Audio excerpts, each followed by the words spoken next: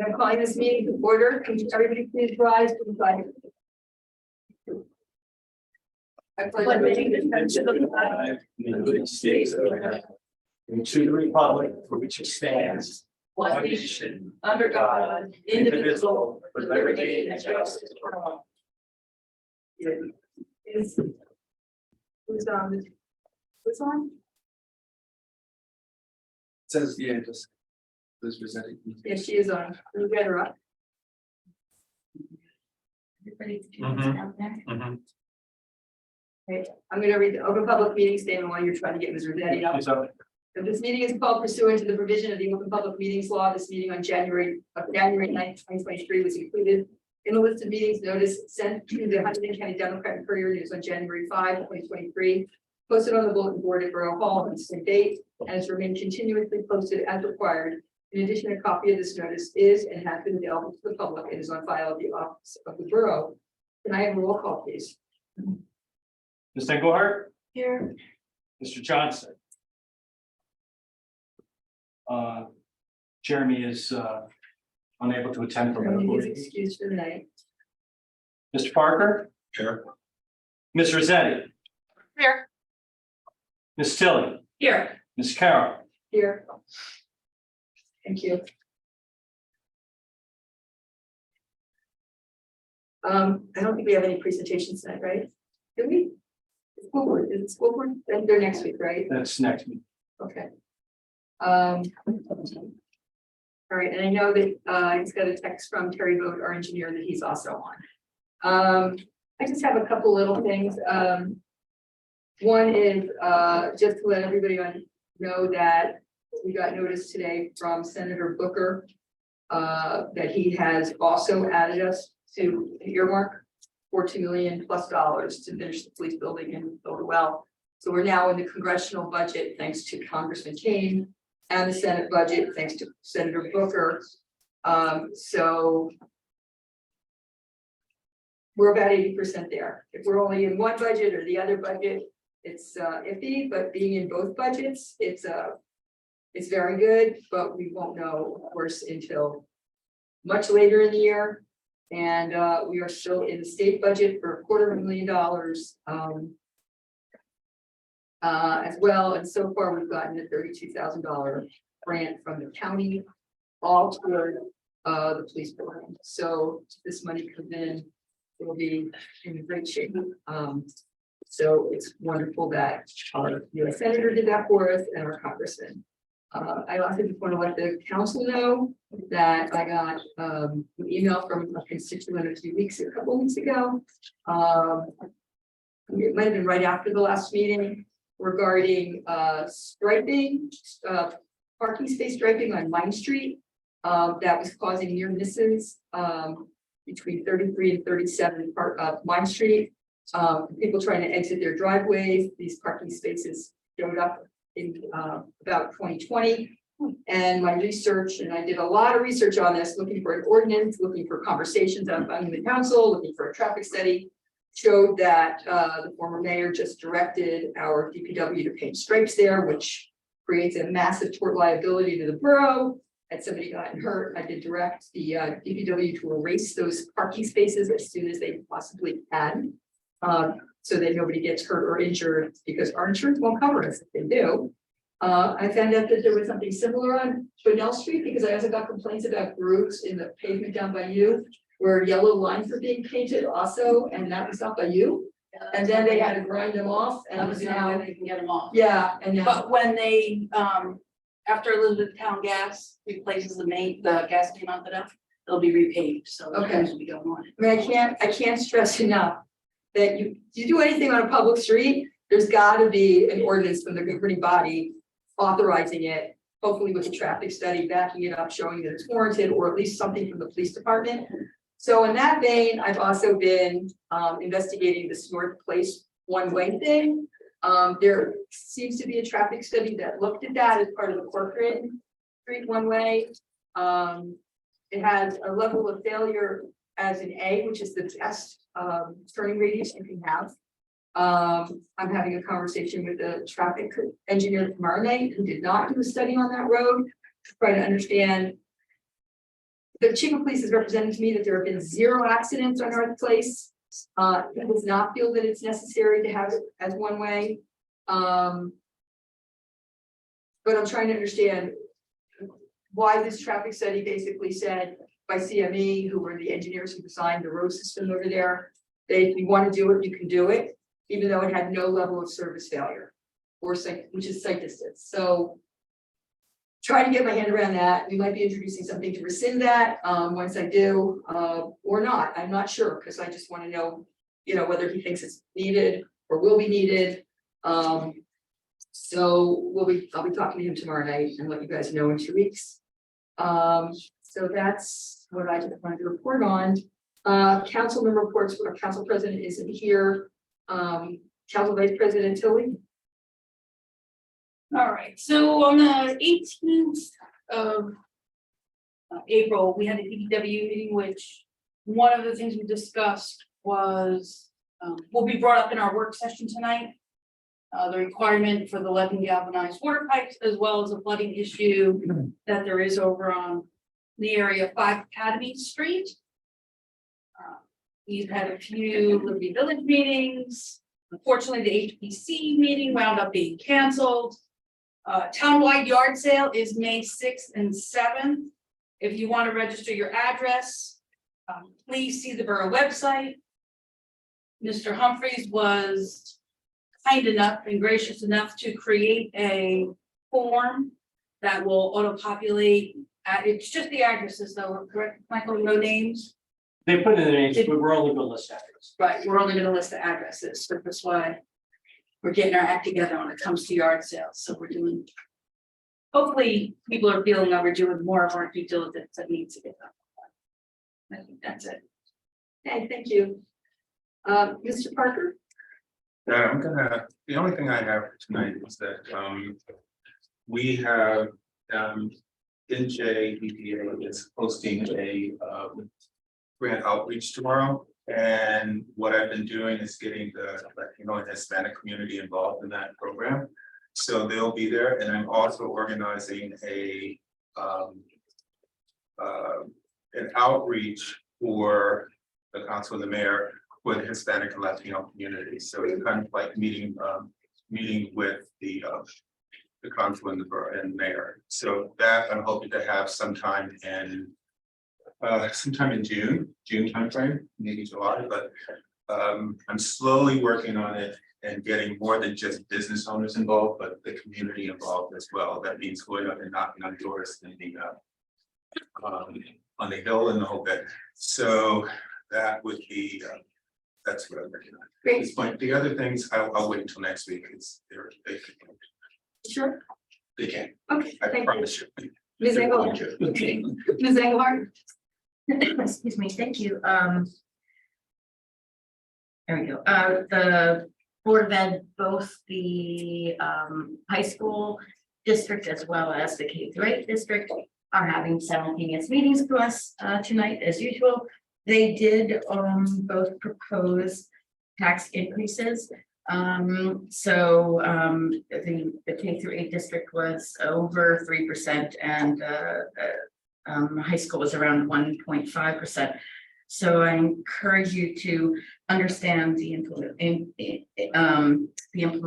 implementation and the results of that proposal that they have, and remind everybody that the borough collects taxes on behalf of the school districts. We're required to pay the schools first. So anything that anybody that doesn't actually pay their taxes, the rest of the community actually essentially puts up the money to pay for the taxes that is called for by the school district. So it's important that we get our bills in because we're kind of floating back until it goes forward, unfortunately. Part of life there. And then finally the garden. There was an update to that. They had a meeting, the community garden, on the 2nd of April. They're raising money for GoFundMe page, and they're having a volunteer work days on the 5th and 6th.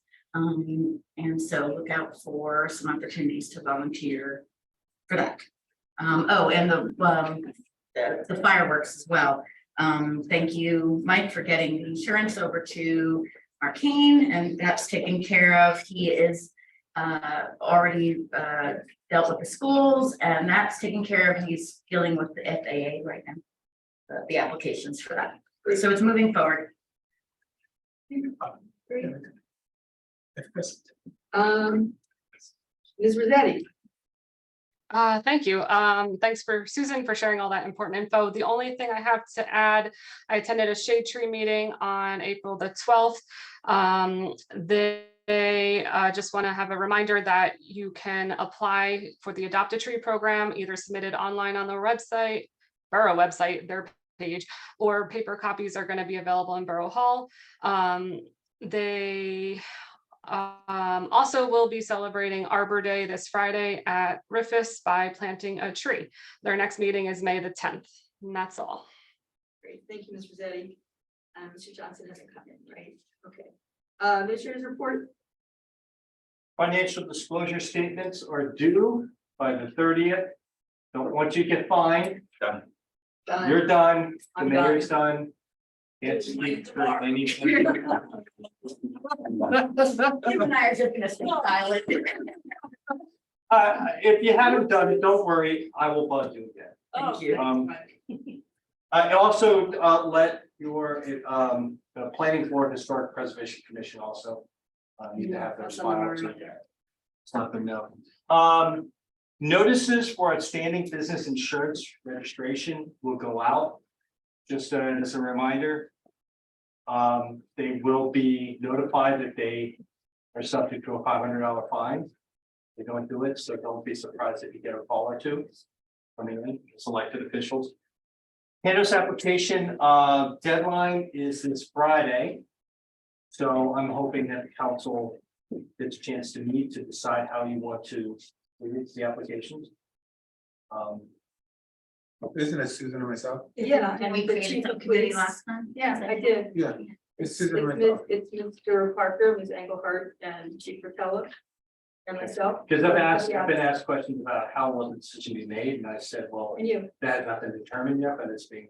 So, all right, so you just need to set up a meeting when everybody can be there. The Not a chief, problem. the three of us and you. Not a problem. Liquor licenses, we are our first come in, most likely we'll have several in, and we may be able to approve them by May 8th. So just keep your heads up, and that's it, Mary. Okay, thank you. All right, we're now going to open up the first public comment. We do have a rather lengthy work session, executive session tonight, so I'm hoping you all just voluntarily keep everything down to 3 minutes per comment. So if anybody has anything they want to say to the council, come to the microphone, give us your name and municipality, not state address, please. Okay. Just the right height. I think. Good evening. I'm Robin Lapidus, the Executive Director of the Flemington Community Partnership. So I just wanted to take, we had talked about having a forum to talk about FCP issues. I'm going to go really quickly. We had a incredible sip and stroll. Thank you to the council for creating a resolution to allow us to do that on a Thursday night. It was very clear that the Arts and Cultural District is a real place, and everyone knew exactly like when to show up, how to show up. It was really a positive evening. We did poll our businesses, and I'll give a more full report over time, but business was quadrupled for some people. It was the best night, almost as good as corn, tomato, and beer for some of our businesses. So it is the power of open container, but it really allows us to, it's a driver of the economy, let's just face it. But it was really great to be able to have free bluegrass music that would have blown your socks off, because there's just so much talent in this county, and It's incredible to have an arts and cultural district that has free arts and culture for people to enjoy. In addition, we had sidewalk sales this weekend, both Saturday and Sunday. I also polled the businesses to ask how they did. And again, it was a record day for our new business, the Happy Peacock, and it was a record day for Yield Antiques, for the Corner, for a bunch of other people. So I think these events are really important. What's really important about them is regularity, that it's the third Thursday of every month, so you can bank on that. And also with the sidewalk sales, we are talking about doing we planned 3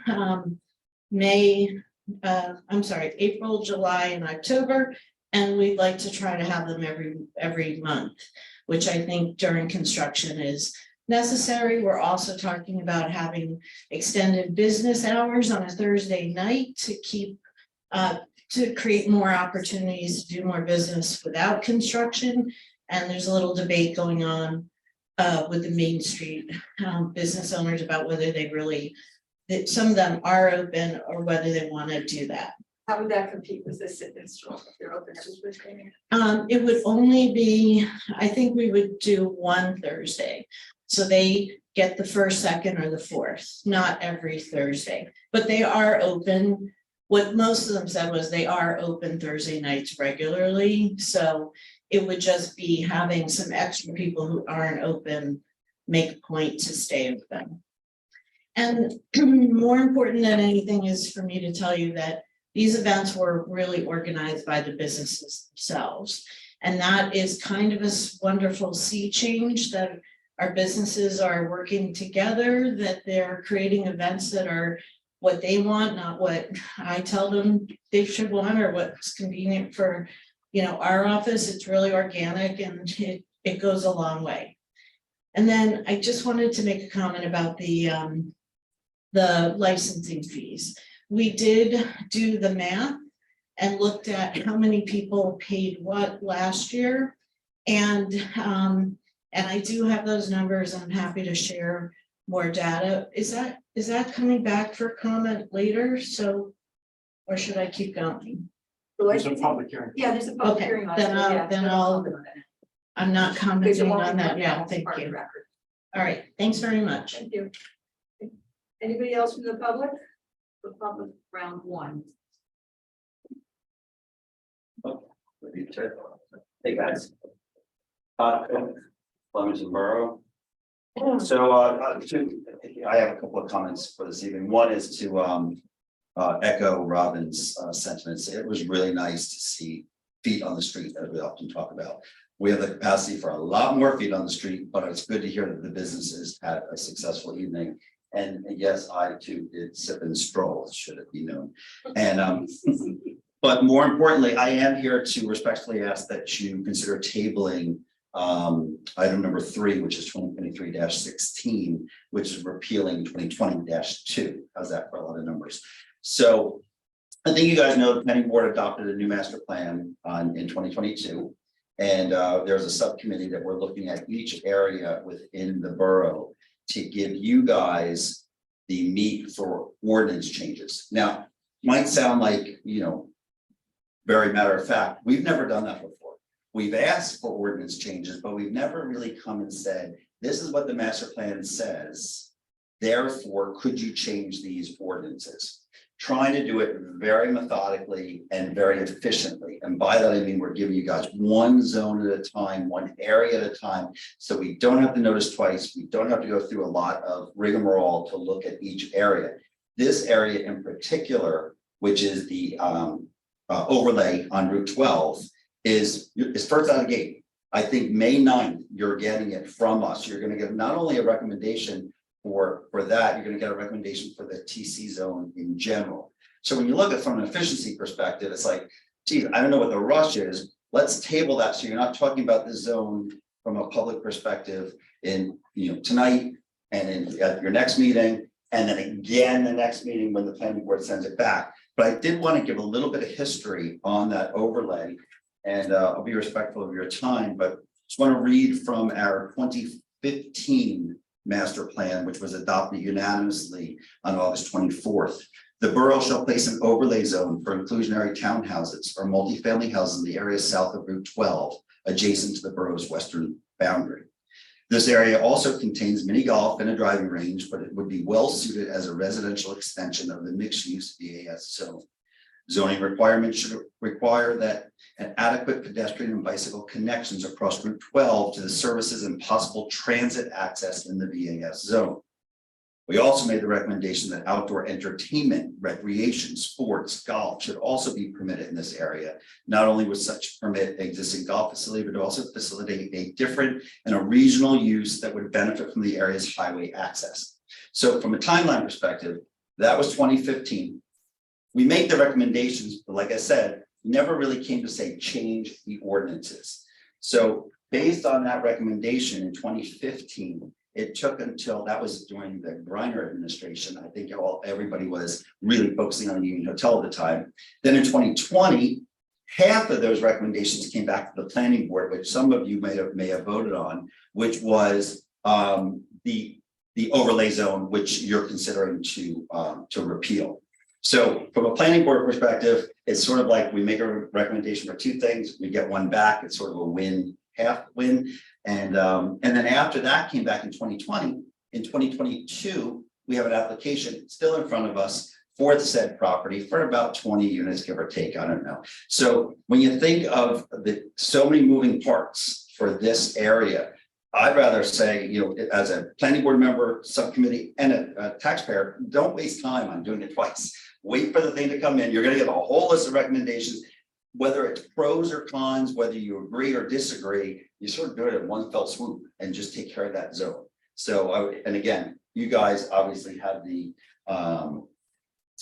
you know, you can make your own decisions and talk about whatever you want, but it just seems from an efficiency standpoint, to table that, we're talking 3 weeks. So I don't know what difference 3 weeks may make in the calendar, but it seems like it's a lot more efficient since we're going through zone by zone and not giving it as a dump. So it could be very easy and methodical for you guys to process. That's it. Thank Thanks. you. Anybody else from the public?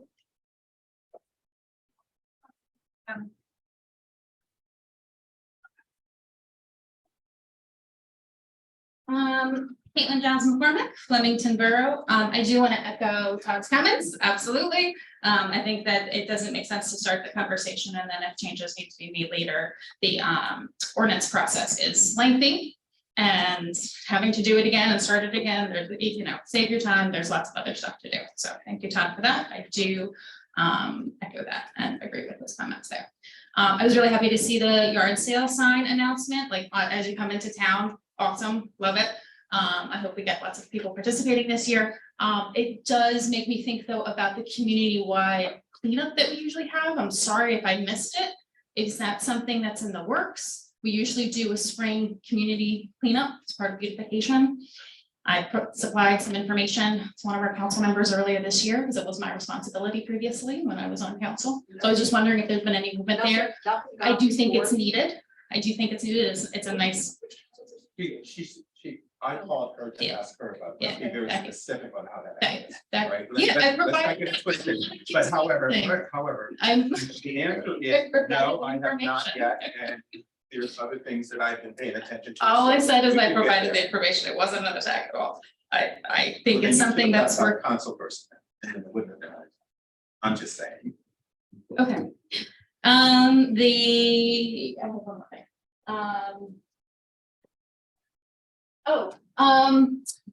Since I know Mike Humphrey is planning to leave us, that hasn't changed, right? I think I'm. I mean, do you want to check with your wife? I don't know. I think, I know that there's been a lot of, I just think that that's a borough administrator is, and I know you do the administrator and the clerk job. I just wanted to say that I do think that is a really important role. And again, you know, I know how hard hiring can be. I think you gave us lots of notice, which is awesome. And would just want to make sure that the replacement's in order. I don't know if you guys have started working on that. I know that there's lots of things to do, but I would just put in a plug for that as well, because we got lots of stuff going on. So that's it. Thank you. Anything else from the public? Okay, there will be another shot at this later. Oh, very good. No hands on it. There'll be another shot at this at the end of the meeting. Thank you very much. Is there any minutes to approve my drawings, right? With apologies, no, which means the next meeting. We're gonna I'm be gonna limited hit up. with a lot, yeah, Okay. I really apologize. It's all right. And then you'll get to them. All right, so under the consent agenda, I would like to have number one, the proclamation for Kevin William Barnes achieving Eagle Scout, tabled until he can make our meeting. He is, at college and he will be back in May. Yeah, I'm And talking with his mom. I would like to attend when we. Another one? Would like, just all day. Yeah, our fire department needs a raise. They are wonderful and really, again, called out. So I'd like to get a motion to table the proclamation, for Kevin until he can come in, when he gets back from college. Tilly will. Is there a second to table? Ferguson. Thank you. So we'll hold off on that, Mike, until we can make a You want meeting. to vote on the table? Just Just to stay in. all in favor? Aye. But Okay, it's good, okay. Hi, yeah.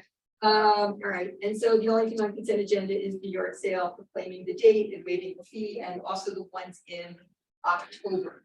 So can I have a motion? Tilly will. For a second, Engelhardt, second. roll call please.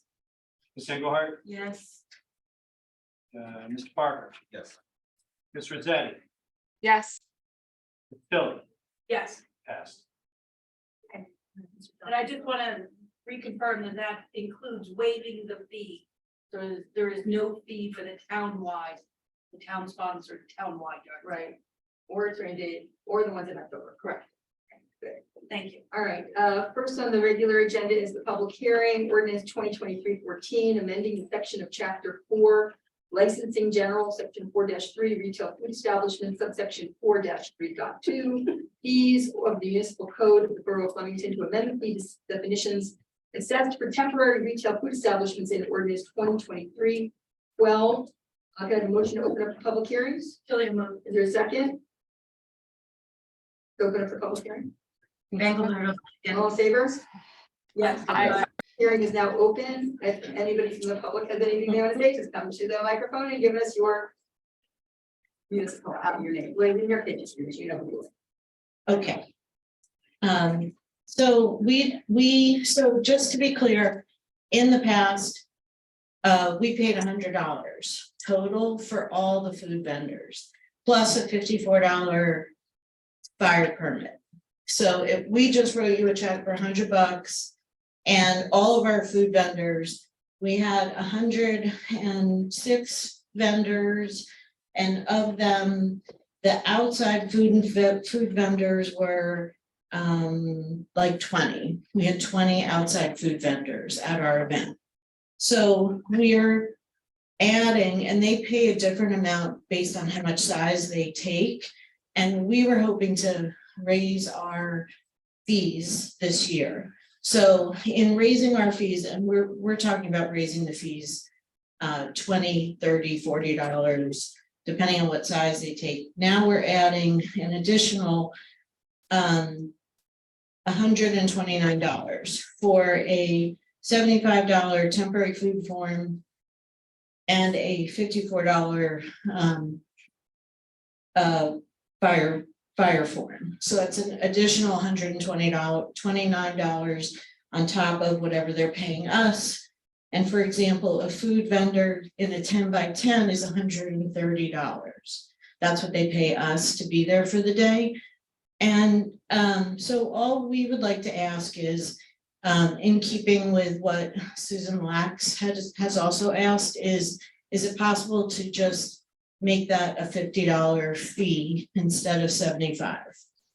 And I apologize for not speaking to this issue as it was being addressed before, but we initially weren't sure whether this was also relevant to our organization, because we always just paid this $100 fee, which covered a lot of vendors. So adding these numbers adds a considerable expense. We polled a lot of vendors and they said it's somewhat in keeping with other towns.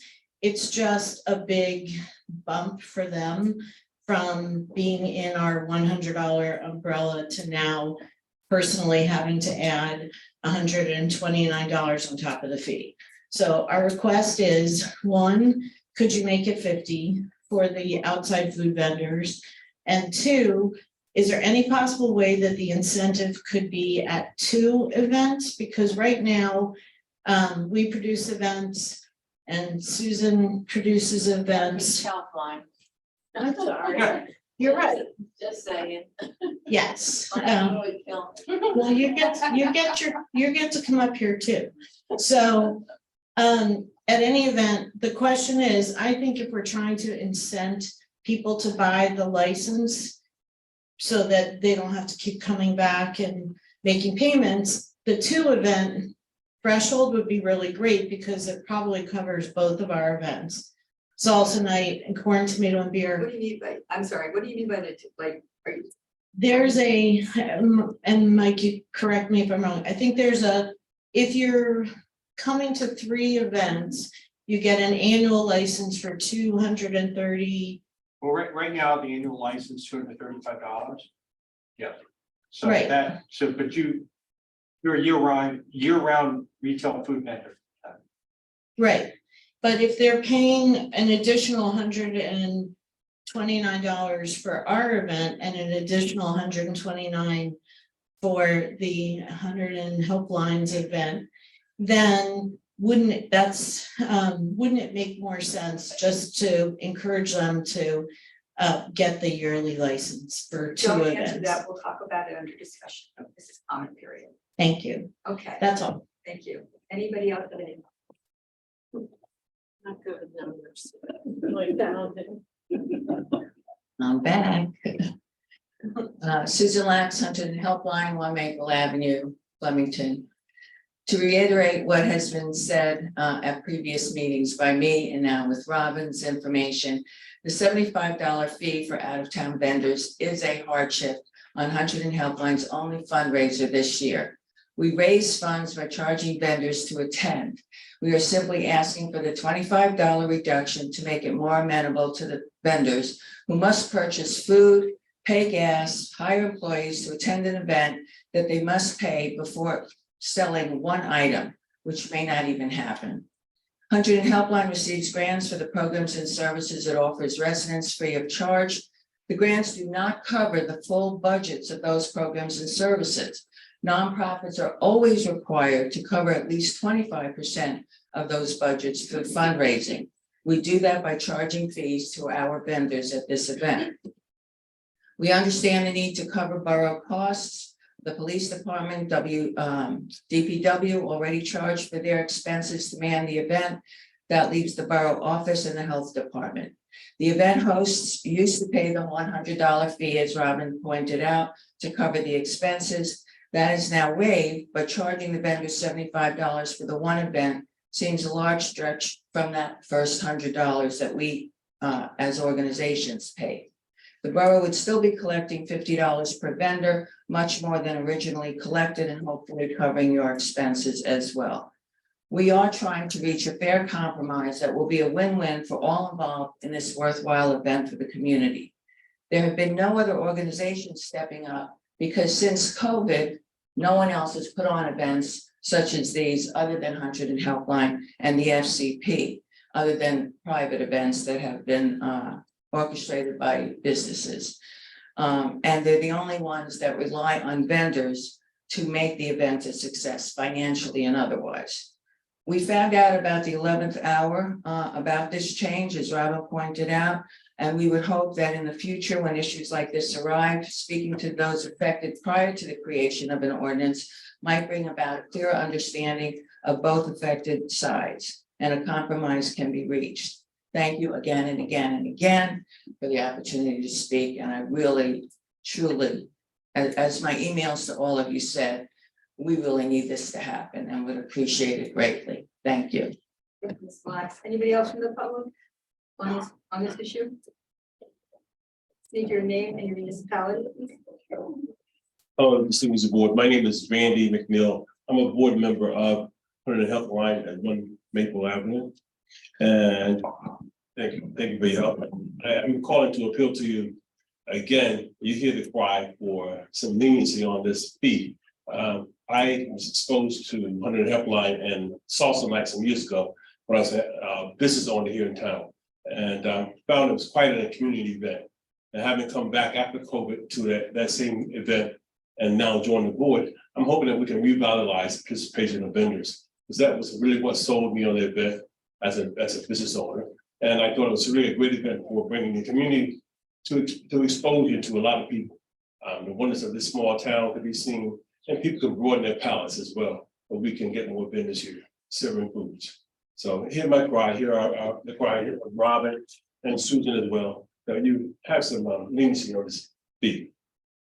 Thank you. Thank you so much. Anybody else from the public on this ordinance? Anybody online? Wait online, Mayor. Seeing none, can I have a motion to close the public hearing? Tilly will move. Third second, Parker said. roll call please. Singar, Yes. Mr. Parker, Yes. Ms. Rosetti, Yes. Ms. Tilly. Yes. Can I have a motion to adopt? Tilly will move. Is there a second? Parker said. Good discussion. What did you want to say, Mike, about the 230? Bird and what? Oh, look, no, I was just giving the information. So, Okay. right now it's $235 for an annual license, $135, well, that's for what's called a class 3, class 1 is $135, that's for people who do not serve, who only serve packaged goods.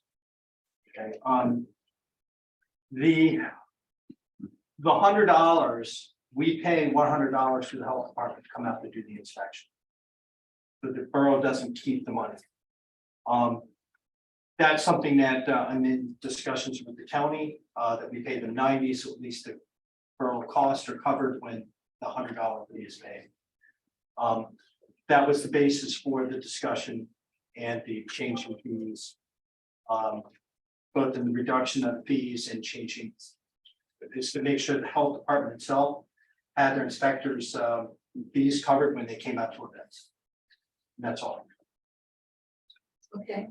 Now, this ordinance, just so this ordinance was to define the previously passed ordinance on the fee change. This is just to define the categories, because they were not defined at all. Okay, so we ready to approve the fee change? Okay. And I just want to say one thing too, is that I know that all of the organizations, and Robin is a not-for-profit, Hunter Helpline is a not-for-profit, and even our businesses that do events, they pay our police department fee over time, and hopefully they're paying our DPW as well. But nobody is paying except for the taxpayers at large, the police and our OEM coordinator, all of the time that is put in to create public safety plans, which are now state regulation or state law, I'm not sure which one it is, but it's a requirement of the state police that there be full-blown emergency plans done for every event that any town in the state of New Jersey does. And depending on the size of the event, and I know that salsa night and corn tomato beer are both that have to go to the state police to be reviewed as well. And these fees barely don't cover 5 minutes of that time with the police and what it costs to design these plans, have the chief then look at them again, and then send them to the state. There's a lot that goes into public safety for these events that the public doesn't know about, that's done behind the scenes. And so, you know, I'm just gonna, has anybody have any other comment? I guess my comment is I hear the cry, but I also heard that the vendors made a lot of money. So I don't understand that, like, $239 for me, if they're making thousands of dollars, is a big difference. I don't understand. We still have to look up for the town and the taxpayers in this town, right? That's at the end of the day, that's where our commitment is to. So for outside vendors to come, and I keep hearing that they've made a lot of money, then I'm wondering, like, where's the balance here? What are we actually asking for? Because I don't see, if it were $500, I hear it, I get you. But for this, I'm struggling to understand what the difference is. Yeah, that's just me. Anybody else? Mr. City, any comments? Ms. Reinhardt? I just had a question. We approved this back at either the first or the second meeting of the year, correct? I think it was later. That was later than It was that. later. Yeah. It's like No, I'm 2 gonna weeks say ago. it's it was like in March. That was the last meeting of March. Yeah. I'm sorry, We my adopted it. spring apparently flew by. Yeah, right in mind though. I think that the one comment about having some sort of more efficient, I guess is a better, best way of describing it, way if we have repeat, vendors. Because I know that the issue, I know that Mike had explained to me way back last December that this was something that was being considered by you as as the incoming administration at the time, and how much work that the borough employees have. Plus, Oh, no, yeah, I shouldn't just say the police, yeah. Yeah, the because I employees as think, well. I Thank think you for part of saying these that. fees, which, wasn't Thank you mentioned, for but that. No, was, I- that Mike had Yeah. explained it to me, early on before, was that, the fees are also to account for the time and, efforts and expense, because we do have to pay the employees as well to do this, so that's why we were, we really needed to address that issue, so I want to go on the record there. I think it is not a bad idea, though, to kind of provide maybe a frequent flyer bonus. I think that's an interesting concept. Yeah, because you're basically, because the employees here have to, look up the information and type in all the, but if you're doing the same thing, the same vendors, all, at least repeat, there might be some efficiency in that. So having some sort of discount for that might be appropriate, but we do have that in there. But I think maybe the 2 versus the 3 makes sense, since there are 2 big events. I don't know. Well, but it's a year, they can apply for a year-long event, right? Is that what it is? I mean, No, it's the a- 235, for 235, you can apply for an annual food. right, So it's what an do you, annual bill. so a any vendor can do that, any vendor can do that. Any vendor can do that. Okay, so I think that. And makes the sense. reason why, just so you know, we had the issue come up before I came before with Flemington about the transient food licenses, like the pizza ovens, right? The Potomac pizza ovens who come in 3 or 4 times a month. They take a parking space like outside of Moon Eagle. Do they get a special fee or do they get an annual fee? So the determination was to get an annual fee, which means that anybody can buy an annual fee and they can come in, as long as they have permission to park wherever they're parking. They have permission to operate with that license. So I just want to We have clarify. permissions are there for them if they want to take advantage of it. And the suggestion that Robin made, basically, it does exist already in the ordinance. So that's the answer. Also, to be clear procedurally, with an ordinance passed, you can always pass a resolution that could change a rule for that year, and then it expires at the end of the year. So if at any time you want to make a special exception for something, you can do it. So whose event is first? And now I'm going into, your event is first, so maybe applications for the frequent flyer license should be made available to these vendors, so it encourages them to come to helplines and everybody else's, because they, instead of them paying once, they can just pay the bigger fee and be done with it. If you allow, I'll work with Robin and Susan, Please, and we please. can maybe put together a resolution that could solve that issue. Are Wait, you up for that? wait, solve what issue? The frequent flyer food vendors. However, let's just be very clear on this. So that's fine, but we still have this increase that we need to consider even when you're doing the frequent flyer. Well, the I'm not increase saying is the in place, increase- just defining what. Right, but that's what I'm saying, and so all I'm saying is just be mindful of that, so if they're coming to this and they're paying X, Y, and Z, it still includes, I mean, maybe it's a $50 And the- discount or something like that, I don't know. And the 235, 200 goes to the county to do the health inspection. Of the 235, how much goes? 200. So the borough's, the borough has The $35. borough collects 30. for OEM's fee, the chief's fee, his hourly, your hourly. I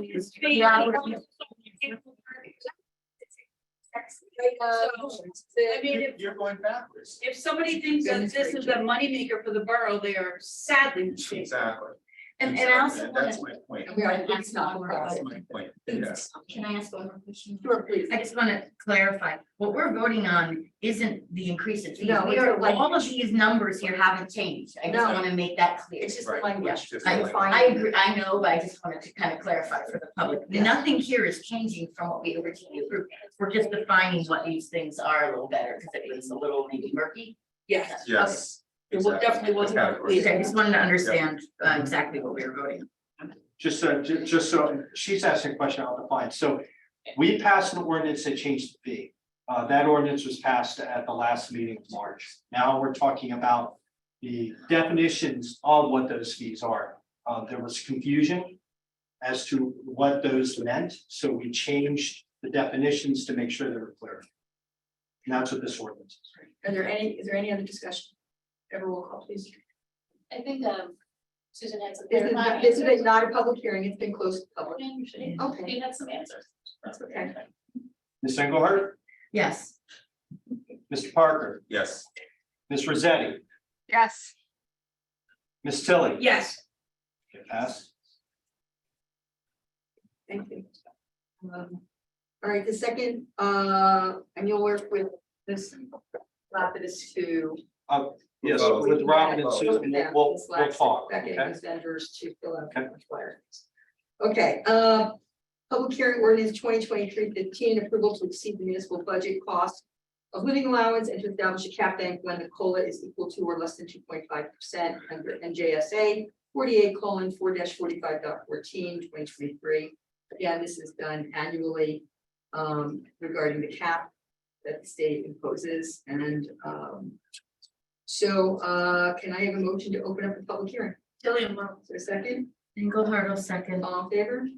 I, Aye. The public hearing is, and thank you, Mr. Day. Anybody from the public who can come to the microphone and on the record, just give your name and your municipality.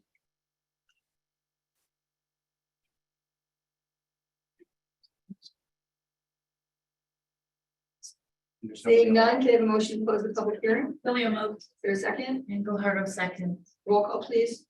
Ms. Engelhardt, Yes, Mr. Parker, Yes. Ms. Rosetti, Yes. Ms. Tilly. Yes, Okay, can I have a motion to adopt ordinance 2023-15? Is Tilly, moved. there a second? Parker said. Any discussion? Yeah. Yes, please, Ms. Engelhardt. sure. I know that there was some discussion during public comments about this issue. As the planning board liaison, I wanted to, This is the, am I doing this wrong? This is a No, public it's- hearing for the cap law. Oh, Yeah, I'm thank you. sorry. I'm flipping over my page already. No, I have no comment. Sorry. Okay. Any discussion at all? Hearing, seeing none, can I have a Roll call. motion to close? Tilly, moved. Second, Parker said. okay, roll call, please. Oh, this is. Ms. Engelhardt? Yes, Mr. Parker, Yes. Ms. Rosetti, Yes. Tilly. Yes, Okay, pass.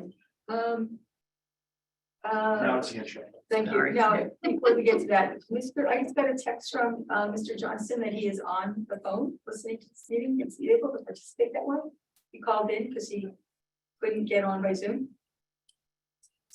I don't know which one, there are two call-ins. I don't know. which which number. phone number did Can you just slowly give the right phone number so he can dial into this meeting and participate? Well, all he would have to do is just unmute his phone to speak, right? yeah, Mike just has to promote the Right, correct he needs to know phone which number phone. as a participant. 3 digits? That he's calling in on? Yeah, do you know, yeah, either 219 or 452. My, I mean, he says he can hear us, but he isn't able to participate, so. Because he's not promoted as a Right. participant.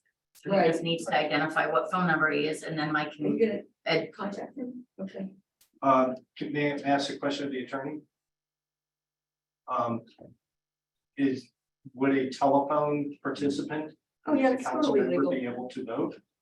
Of course they can. It's the same as Zoom. It's telecommunications been legal for 20 years. That's not the question I'm asking. You're not able to see them. That's all I'm asking. Oh, I don't have a problem with it. Okay, yeah, I mean, I was a freeholder when that became out. I mean, we're talking 20 years that became legal. All right, so Kim, you're trying to get. I'm trying All to right. figure out what's going on. Okay, so while you're doing that, I'm gonna do introduction of ordinance 2023-16, repealing ordinance 2020-2 concerning section 2610, 2611, and 2641 of the municipal code of the borough of Flemington related to the mixed-use multifamily overlay district. Can I have a motion to introduce? Parker. Is there a second? Tilly, a second. There is no discussion in an introduction normally.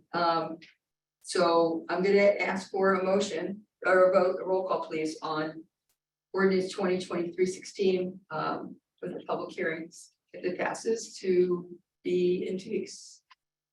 So can I roll call, please? Ms. Engelhardt, No, Mr. Parker, Yes. Ms. Rosetti, Yes. Ms. Tilly, Yes. Okay, motion is approved, so the public hearing will be May 20, April 20, I don't even know, May 8th, right? just work with the majority of those present. Yeah, Okay, just, quorum. okay, perfect. Is there, excuse me, is there a 452 up there? I can't see that. Yes, 4 5. That is, 452 is, the second one down. I can't promote a. You can't promote. telephone. It is May is me, yeah. It's May. Yes, just to answer your question, Mr. Humphrey, there is a quorum of 4 here, so 3, I'm sorry, it's just. the majority of the clarification. quorum rules. Yeah, thank you. Mr. Alan, Okay, the next meeting is. Should we May get 8th. them up? do you know we can promote a telephone on Zoom? It's not allowing. Okay, all right. Thank you. The next meeting's May 8th. May, Yes. thank you. All right, resolution 2023-101, amending resolution 2023-84 by rescinding the partial closing of Stengel Road and authorizing the partial road closure of Fulper Road on September 23rd, 2023 from 4 to 10 p.m. for Salsa Night. 100 Helpline has requested to move their fabulous event from Stengel to Fulper. So that's what that translates to. Can I have a motion to? Tilly. approve? Is there a second? Parker. Any discussion? Roll call, please. Ms. Engelhardt, Yes, Mr. Parker, Yes. Ms. Rosetti, Yes. Ms. Tilly. Yes. If that's- Thank you. Resolution 2023-102, authorizing the purchase of an emergency vehicle for $8,750. This, we are down 2 police cars and our OEM car was also in an accident, none of which were the fault of our police department. So our OEM coordinator did find a used police car, which has been deemed sound by our mechanic. He did try to find and our CFO was comfortable that he tried to look for other vehicles at a comparable or competitive price. Was not able to, so this follows the purchase laws of the state of New Jersey, and he is using money from his budget, the OEM coordinator, under his equipment fund for this And purchase. from the insurance value from. And from the insurance for the destroyed vehicle. And I'll just add that we're anticipating to get 10 years from this used vehicle in the condition and the mileage that we're obtaining. So Excellent. Can I have a motion to approve? Tilly, a mo. Is there a second? Parker second. Roll call, please. I'm sorry, any discussion? I just wanted to know. Yes, please. If the OEM, manager is okay, was he okay in the accident? He wanted to make sure that. Oh, yeah. it was I wanted to okay. make sure. We're none of our police officers were very hurt in any of the accidents. That's what I wanted to know. Thank you. Thank you, the drivers. So Good, thank you. I it's just wanted been to an make sure. that was- unfortunate couple of months. Yep. Got it. Any other discussion? Can I roll call, please? Ms. Engelhardt, Yes, Mr. Parker, Yes. Ms. Rosetti, Yes. Ms. Tilly. Yes. It passed. Thank you. Resolution 2023-103, supporting the Flemington Community Partnership Neighborhood Preservation Program Grant and Implementation Plan 2023. Mr. Parker, do you want to say a word about this? Or does Ms. Lapidus want to say a word about this? You want to say a word? A word. Short. A word. Do we need to? It's a 5-year grant. We completed year 1 successfully for the South End District. We did a SWOT analysis, strengths, weaknesses, opportunities, and threats with a large group of people to try to figure out how to make the area more safe. We had to put a bunch of things on hold, like striping and some of the things that were originally in our grant. But we get to come back to you with a year 2 report, which we sent over. It has a lot of juicy before and after pictures that I think are very compelling. And we can't wait to get started on year 2, and that requires your reading our report and our plan for year 2 and moving forward. And the major highlight of the year 2 report was that we added the area behind the Spice Factory and the CAP Center, so that we could make sure that that kind of fit more in keeping with the South End District. So this report is what you presented. It's what You I just said. prettied it up. It's- Is that- No, I know you sent it Yeah. and I sent it to everybody. Is this the same thing that you presented a week ago, 2 weeks No. ago? This is completely different. Yes, this is the year 2 report for the, just specific for to the the grant. Yeah, Okay. the one with the picture. Right. This one had pictures. So should the other one. Yeah, Okay. Thank you. Okay, can I have a motion to approve? I'm sorry, I'm sorry, I had one. Oh, Are we allowed to comment? let's do the discussion part. Oh, okay. So, yeah, can I have a motion? Is there a second? Discussion is second part. I just wanted to say on behalf of the planning board, Robin had approached us a while back to discuss some of these changes, minor changes frankly, to the minor but important changes to the year 2 grant application. And I discussed with her in some detail. And I just wanted to comment that the goals that they're going after are very much in line with the master plan of both that was updated last year as well as the 2015. There's a lot of discussion in 2015 specifically about connecting pedestrian movement in that particular area that she's adding to her year 2 goals. So I appreciated them recognizing that those areas that they added really all work together. So thank you for that. So and I know you asked for comments, but I didn't think you really wanted any really. Are you talking to me? Yeah, when you emailed it to us, you said if you had any Oh, yeah, comments. yeah, so, yeah, that's fine. that was my only comment. There was one minor thing you should probably update, and that is Jim Kyle is the borough planner, not the planning board planner, and Beth McManus is not listed here, and she is the planning board planner. So that's just a very minor. Well, that does say accuracy thing. planning borough planner for Jim Cloud. Huh? And what I'm looking at. The It one says I Jim have. Cloud, Flemington Borough Planner. Yeah, I know, but there he's listed under the planning board planner as opposed to the borough planner. Beth McManus is the borough planner, so there's a distinction, and she's not listed here as part of the team. So I would just recommend that be updated. That's all. That they're both listed. Gotcha. Can I have got it? Any other discussion? No. Can I roll call, please? Ms. Engelhardt, Yes. Mr. Parker, Yes. Ms. Rosetti, Yes. Ms. Tilly. Yes. It passed. Thank you. All right, we have a work session. Terry Bode, our engineer, is on screen to discuss the New Jersey requirement for letting galvanized water pipes that the state has imposed on us and every person in this town, as well as flooding issues on Academy Street. I don't know, is Mike, I can't tell from here, is Mike Campion on or Ken Deal by any chance? regarding Academy Not Street? by name. Not by name, okay. All right, so Terry, let's start with the, I just, before, Marcia, before we start, can I just do the other members of council on this? Mr. Humphries. No, yeah. Do you have that? Is that the thing that, no, I don't have that. I was gonna say, is that the thing that might be, but no. no, that came from the DPW. Yeah. meeting. You think it's warrants? Um, For at least council to follow along with. That's, I don't know, Mike, would it be, is it good, would it take just burden for you to make copies? No Or- problem. Just for council. Yeah, Thank you. thank you. Terry, all right, Terry, you want to, you want to start with the lead galvanized pipe issue and the DEP rules? Sure, Mayor, thank you.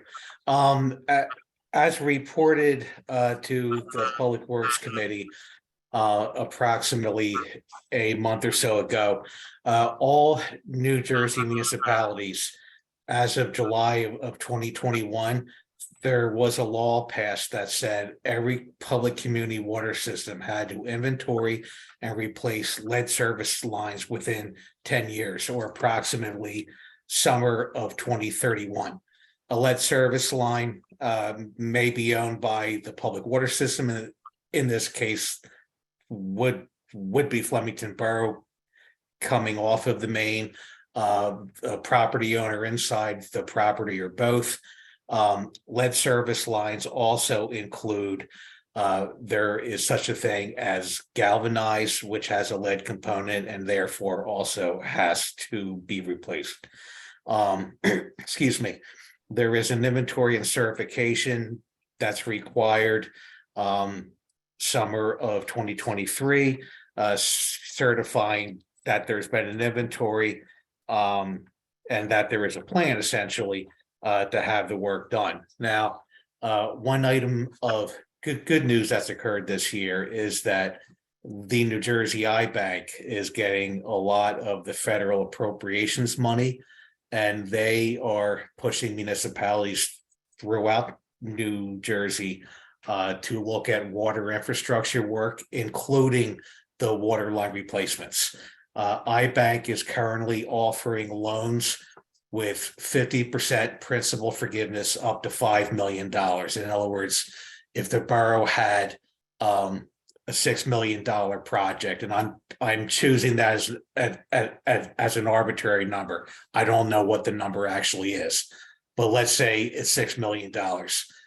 iBank would finance up to 50% of the principal, or $3 million of the principal, basically meaning including interest and soft costs. The borough would be paying a little more than 50 cents on the dollar. So it's something that we've recommended that the borough look at. Obviously, its finance people would have to be involved and make a determination as to when to make the application, and just verifying the borough is eligible in terms of the current finances. Harry, so the DPW, we've been getting emails, I mean, we meaning anybody in this town that has an email address on record with the borough has received periodic emails from the borough, DPW from the borough, asking us to do a pipe inventory and identify and let the town know what our water lines are. And very, very few people, thank you. Very, very few people have responded to those surveys. As to whether they have lead, galvanized pipe, or copper, or PVC. Very few have, so, and the DEP, I want to understand this. The DEP is basically telling our water department that they need to figure it out, even though they can't go onto private property, that they need to be able to tell who's got what in this town. And make sure it gets fixed, even though they can't go on private property. So what are there options on how our DPW, our water department, can identify what people's private lines are without entering their private property, for people who don't respond, or for people whose email addresses we don't have? That obviously makes it difficult, Mayor. if the people don't consent or don't provide the information. We would encourage anyone listening, that it's very important to them and the borough, to give the borough information if they have it. Short of trying to dig up the service in between the edge of the curb line and the edge of the right of way, I'm not sure. There may be equipment that could look at these services via some form of radar. I know that there's new technology all the time. There's a technology, it's called LiDAR, that helps with this. I don't know truthfully if it's sophisticated enough to look at the services without going inside of the pipes. And I mean that. So if somebody, Joe Smith on Vanell Street, Joe Smith on Vanell Street identifies that they have a lead pipe. Mhm. It's Joe Smith's responsibility to replace that lead pipe? I don't know exactly if it's 100%, Mayor. I suspect that there's a public component of the service line that's within the right of way. That push comes to shove legally, and I would leave this to Mr. Corsini. But typically anything within the right of way, the municipality controls. Anything outside of the right of way, an argument can be made that is the local property owner's responsibility. And what if he refuses? Because I think the new law said that we have to do this. My understanding is it's a mandate and that the borough would have to take reasonable measures to have that line replaced. I think we're going to find out all throughout the state. I'm sure Flemington is not going to be the only municipality that's, is not going to have 100% consent. I'm sure other municipalities are going to have issues. The intent of the mandate is to get these service lines, most if not all, physically replaced by summer of 2031. Has the town started identifying our right-of-way lines and whether they are bad lines? I believe that the personnel in the town have done a preliminary inventory. I haven't had a chance truthfully to look at the results and then to find out based upon the results what has to be done.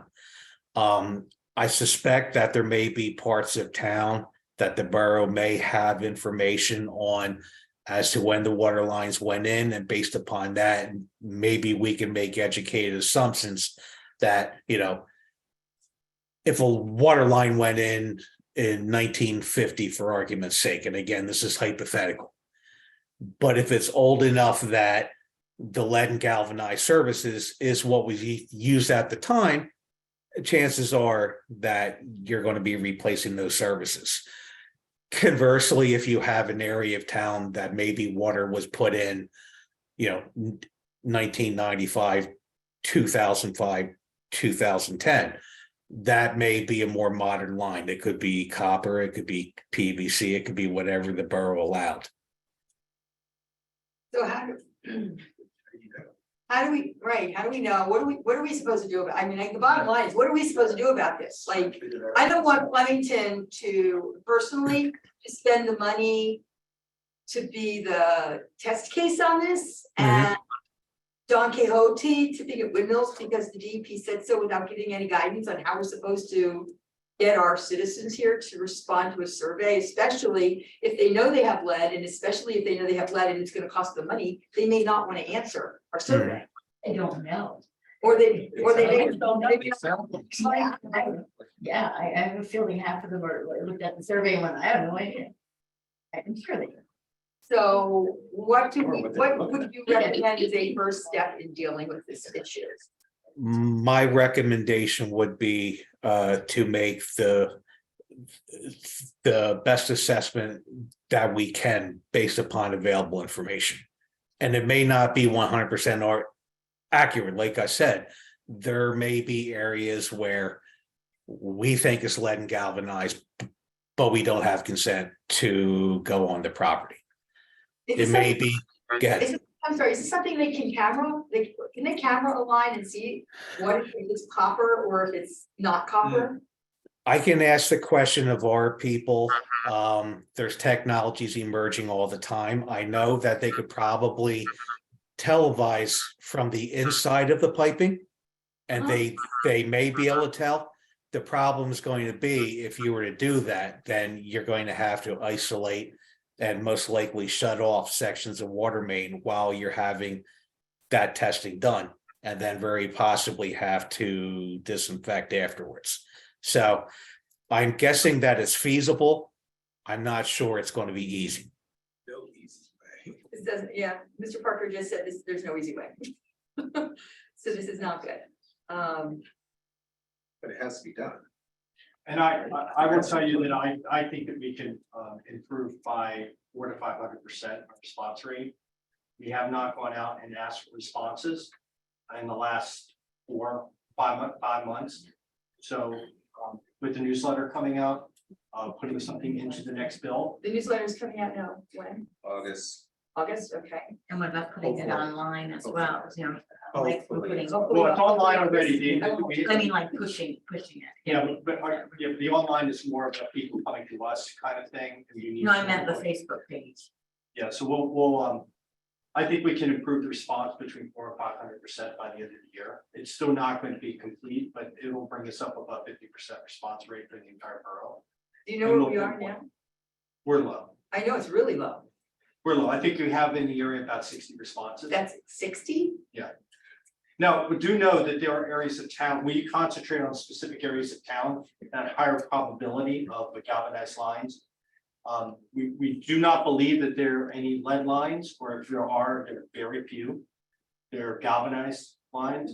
Except the DEP is treating galvanized like lead. Yes, so we That's can, correct. yeah, we were more focused on those. We could do a broader spectrum of communications and asking for response. And we could do it with more frequency.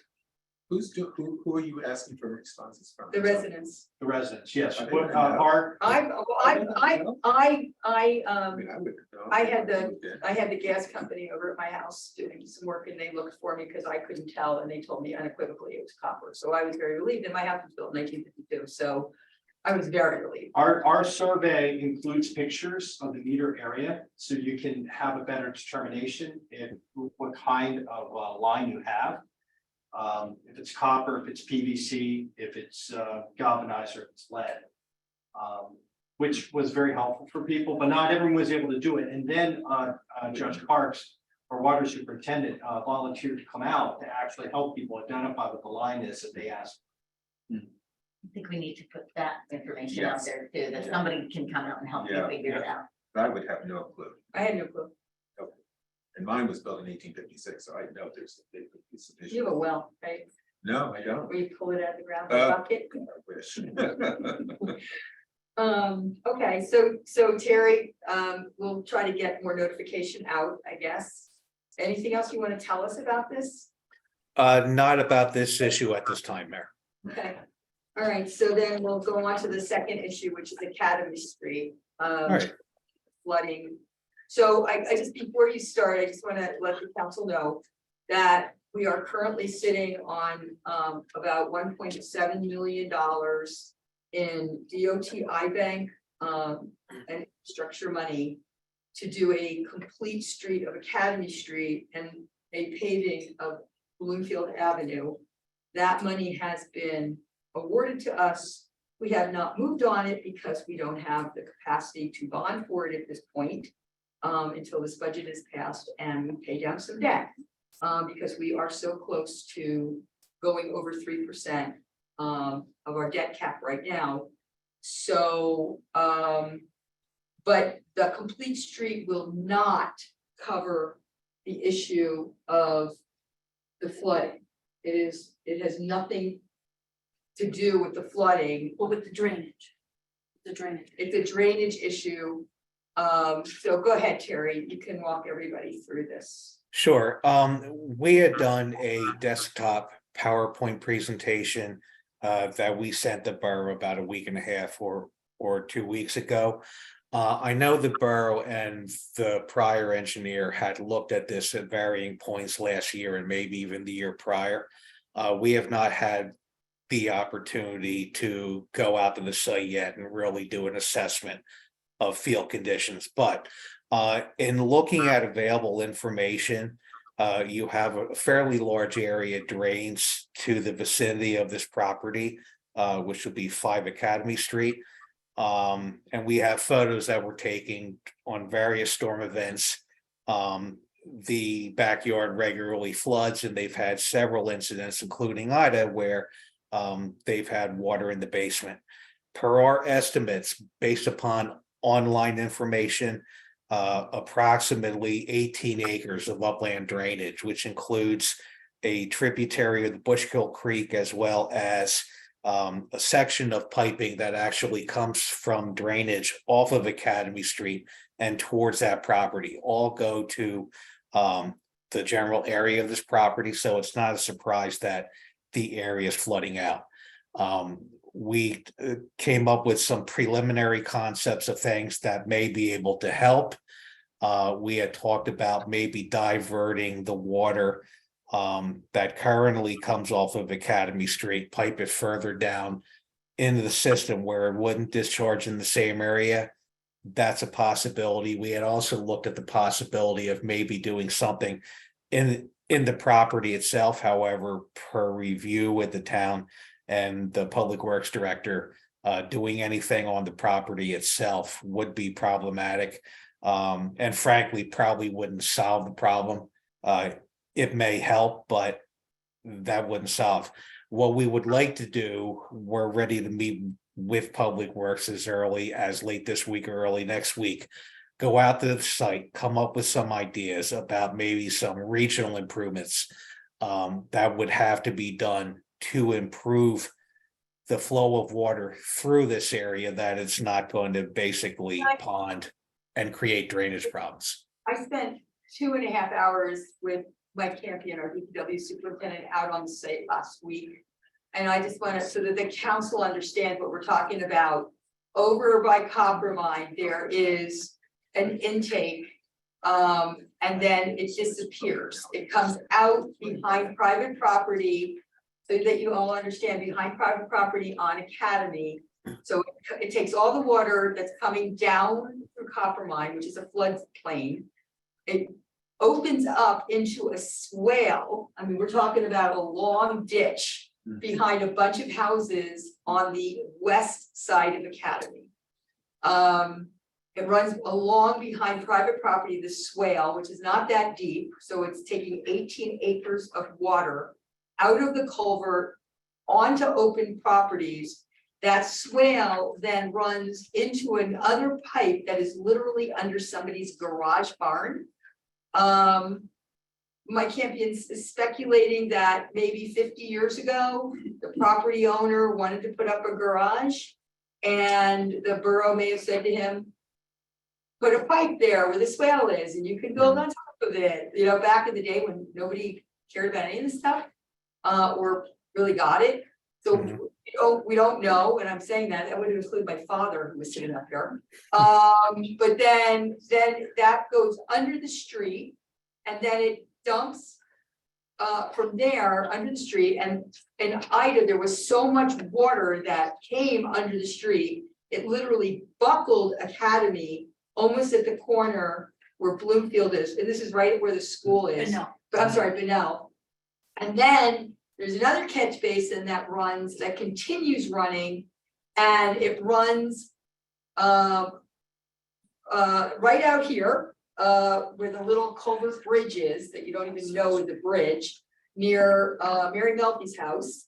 And then it opens up behind Mary's on Abbott Court, and then there's no culvert, there's no piping, and then it all opens up and just runs until it gets out there. Did I accurately describe that, Terry? From what I understand, Mayor, that sounds right. The issue is open swale on all private property. And what Mike Campion told me is that the right solution most likely is what he said was a cut and cover. where he would want, to do it right, he would want to get easements from all the property owners. Dig a huge deep trench Right. and attach the culverts with real pipes to travel all that water and bury them. And the problem is the property with the garage sitting on top, because it may not be in the right location. Mhm. The house that everybody's seeing with all the water is the low point in the area. Right? It's the complete low point, which is why there's so much water where their trampoline is and everything else. And that house is on Benel. That house is on, Academy, No, no? the picture that is on here, this is Benel. This is the backyard of the month. The Merlin This one. on Benel. Yeah, no. it's that, that owns the trampoline? It's behind all of them. The low point is the White House on Canal Street, the little porch, nice porch. That's the low point, their backyard, the Nell Street backyard, yes. So that is all true. That is all true. Sorry. So, all right, so you're gonna get with Mike Campion and take a look at this. Mhm. See what the possible solutions are. I know there was some talk about maybe, some kind of dry well, but I mean. Yeah, that's probably not gonna Water work, is frankly. popular water. I mean, this is Raritan Township water and it's rare Flemington Borough water. That water is coming all the way out from the township. So it's an issue. I mean, this is really an issue. And with the constant flooding and rains we're getting now, it's. Can I just get a clarification? Sure, Because the map is, has the, Tim had said this is, the picture is of the house on Bunnell? The It's backyard behind, picture? it's the backyard on the house of the Nels, but I think part of that property is the house on Academy. It's the, if you're on Got it. It's Academy, this area. Can you, I got it. if you see the one with the dotted line Yeah. with the arrows? The red, well, the circle Yeah. is Academy, but Yeah. that house is on Benel, that, Okay, even though the X is on the house on Academy. correct. That's the confusing part. Got it. Okay. But this is this property's, this is Bunnell Street's backyard. And then Right. 5 Academy is bordering that backyard. Correct. Got it. well, it crosses at Academy. It's all just Both of sitting them. there. Got It's sitting there and it's sitting also, the house with the And then- garage barn, it also starts there. It's very, very wet. You can even see like at the bottom of their garage, it's like, you know, it looks like it's taken a lot of water over the years. Can Mike Campion give us a little 5-cent tour if we ask? Oh, absolutely. They'll absolutely take you there. Absolutely. Thank you. My 5-cent tour lasted 2.5 hours, like I said. It's fine. So, yeah, you can absolutely do that. Anything else, Terry, on this? Yeah, just thinking out loud, Mayor, we're gonna have to come up with some way of intercepting the water before it gets to this low spot. And then carry it and convey it somewhere further downstream, which may sound easy, but the other part of this is, if you do that, you have to do an analysis and prove that you're not creating problems by shifting the discharge or discharging more in a different area. It gets into a hydraulic analysis. It may get to a point to where we may need to oversize piping or swales or both to come up with a way of detaining the water as necessary and let go somewhere downstream at a reduced rate. But that's all something that we'll have to look at different options once we gather information as to the project area in total. But Terry, answer me this question. We have this complete street money to do Academy. If we do move forward on that, and we know that there's a pipe underneath that street that couldn't handle the capacity and lifted and buckled the street during Ida, what do we do about that if we move forward with this project? We can put in new piping within Academy as part of doing any paving work on Academy, and that's one of our first recommendations that will improve the situation. We don't believe that just doing larger piping on Academy only is going to solve it. But that could be done. Doing the piping on Academy and we get another, God help us, Ida storm again, won't Mhm. make it buckle if you put in the right size pipe. It won't do that again to the street. We have to look at it further, truthfully, Mayor. We have to begin getting surveys and field information of these areas. Would an additional inlet be covered too? Under the IBAC money? One of the things, one of the Yes. things in here was increased. Yeah, I would assume that the IBAC money, given that it was earmarked for Academy, that they would allow drainage, including inlets and piping. Gary? And yes, Quick question here. You've got two options in this presentation that we've just been given. correct. Option 2, is that the proposal that you're talking about to basically bypass and connect further down the line, or is that are these just two different strategies of civil engineering in and of themselves? There are two different strategies that were identified in the desktop analysis, and that was something, again, we just let our hydrologist look at it based upon available information and say, what do you think? He came up with the in situ dry well as one possibility. And it would help, but frankly, it may create more problems than it's worth. So we kind of went away from the dry well concept. The piping in Academy is part of the solution, and that will help. But I think it's going to be more than that. It may be piping on Academy and doing something to collect and convey water that comes in this area now, Let me see if outside of the in situ. So basically what you're saying is option 1 is the poor man's version that really won't fix the problem. Mhm. And option 2 is probably the way you would recommend, and what the cost estimate that we started off on discussing is based on, plus connecting further downstream. Do I understand? Correct. Summarize it? Correct. But there was no cost analysis to this project. I'm sorry? There was no, Right, I understand that. The mayor started off with the whole $1.7 million. So I just But want that to. was, but that's the complete street. It's that's got nothing to has do nothing with to the do with drainage. this. So this is, okay. This is So then separate. we, yeah, Okay, The sorry. one be in point, addition to that. right, the 1.7 we paid, Bloomfield. The complete and- streets grant. And then it will do sidewalks, curbing, sewer, water, and paving of Academy, but it has nothing to do with fixing this particular problem, other than putting in a bigger pipe under Academy, right, Terry? Correct. Terry, do you, Yes. I mean, big round numbers. I'm not gonna hold you to anything. What kind of costs are involved with option 1 versus option 2 versus, I'll say, option 2A, where you're connecting further down line as well? Yeah, I truly can't get into the big option, which is going to be the interception downstream. Mhm. We don't know how much water we're actually talking about. We don't know how to get the water from point A to point B. Are we going to have to detain it? Are there going to be easements or acquisitions or things of that nature?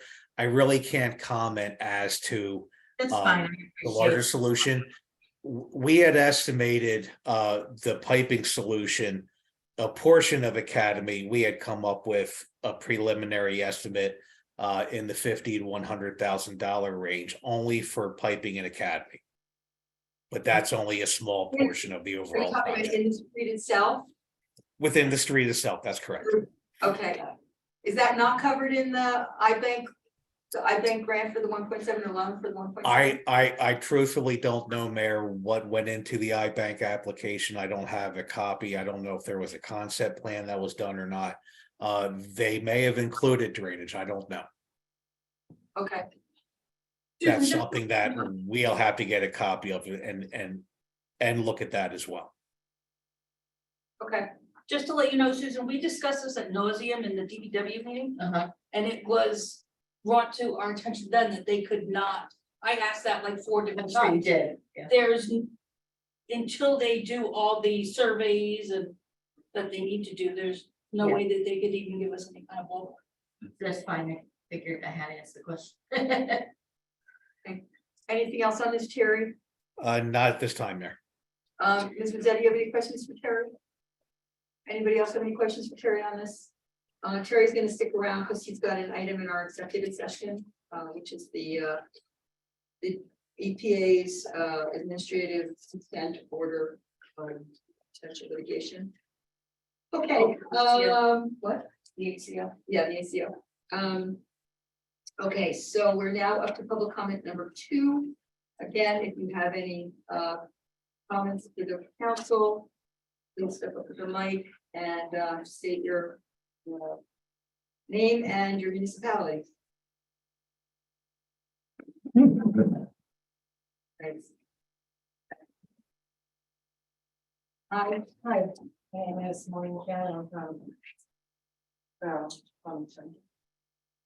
Speak of the mic. Mayor, I need to discuss with you that one day when I came, I want to bring to light that one day when I had Olivia in the backseat of my car, she was in Huntington Central High School. It was 4 years ago. And we were coming down Park Avenue and I had her boyfriend in the front seat. He was a varsity player at Huntington Central High School. I was on drug court prior to that. So all the cops in town and all the sheriffs, they saw me in the courthouse all the time. And so when I picked up the kids one day and I was coming home, coming down Park Avenue, just past the jail. I passed the police car on the right and the lights went on and I pulled into Steve's food store. I'm not gonna say the officer's name right now because I don't know where he is. But the officer told us all to get out of the car. He asked me who my friend was. And I said to him, he's a kid. Not my friend. He's a student at Huntington Central High School. And he laughed with his partner standing there. You want me to believe he's a student? He was 6 foot. And he was on the varsity team and he was a junior. He wasn't even a senior. And so I looked that officer in the eye and I said, oh my God, you pulled us over because he's black. Oh, no, I didn't, Maureen. No, what are you talking about, Maureen? And I said, you will be so lucky if I don't report you. And I said, get back in the car, Olivia. And she looked at me and her eyes bugged like this because she was afraid that he was going to put the cuffs on me. And I told that boy, I don't want to say his name, call him Joe. I said, Joe, look me in the eye. Don't get in the car because we're in a dangerous situation. Do you know what profiling is? He had no idea. If he knew, he didn't say he knew. And when I got back to my house with Olivia and him, I was hysterical.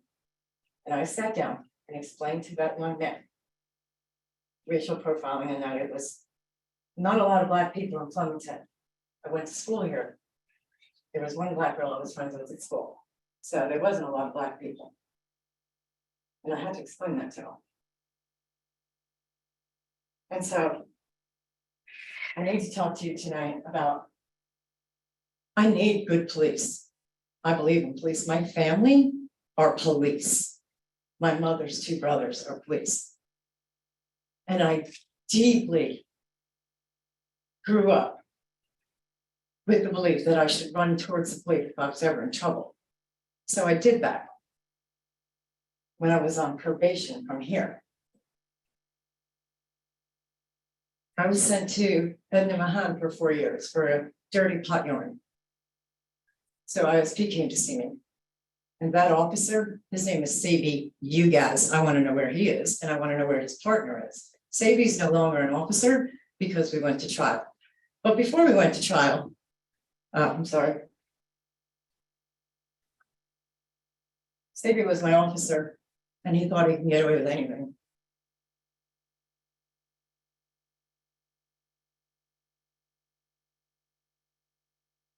And I found out I was pregnant with I was seeing somebody. And he put his hands on my leg and I told him I was 2 weeks pregnant and he sexually assaulted me in his car. And when he was done, he told me it was gonna happen again. And then he dropped me off at the halfway house that I was living in Hackensack. And that was called Reflections on 200 Passaic Avenue. It was run by Dean Mullen. And so I ran like my mother always told me to. And I ran to the police station. I still don't know what time I got there, but I had a meeting at the halfway house that I couldn't miss at 6 o'clock or I was gonna be in trouble. I was on ISP. I couldn't miss anything. So I told them about an hour's worth of what happened. And I looked at the clock and I said, I gotta go. And he said, no, it was a sex crime unit. It was a lady and a man detective. I told him what he did. I left that building and ran back to the halfway house, which was just a couple blocks. And 2 seconds later, that whole police force kicked that door in. Then they come to find out it was a welfare fraud rehab. It wasn't even real. The psychiatrist I was seeing wasn't real. Dean was an ex-con. They put the handcuffs on Sabi and then his partner walked in. And Sabi screamed, put the cuffs on her. And the sex crime unit lady told him no. And he said to her, different entity, lady, I don't answer to your boss. And so that's why I'm here today. I know. Ms. Keeler, can you, yeah, Yeah, I have a question for you, okay? When I called, I have to read this because I had to write it down. When I called you, after I read the article about Malik Johnson, do you remember that? Mhm. I told you I was highly upset after reading that article. I didn't want him to get drug court. And I said, if he gets drug court, I'll have absolutely no understanding. There's a difference between mental illness and crime. I don't commit crime. I spent more time in jail than anybody I know. There is a difference with mental, okay. And you said to me, this is the part. Anyway, you said to me, oh, you don't have to worry about Malik. He's going in front of the executioner. That's what they call her, Maureen. That's what they call her, Maureen. And I was in my bedroom pacing. I honestly would never use a term like that, and are we talking about the judge? We are. I would never call a judge. Well, I guess we're gonna find out because the truth always does come out, right? And here's how I see it. The truth always comes out. And I was on drug court for 4 years with Ruben and then 2 years with Judge Burkowski. And they do have a nickname for her and that's not it. So I was wondering, Malik Johnson, he is a high power lawyer. Very high power lawyer. I'm told, I hope to God I'm wrong, that it's Anthony Kearns. That it's Anthony Kearns that works for the Archdiocese in Metuchen.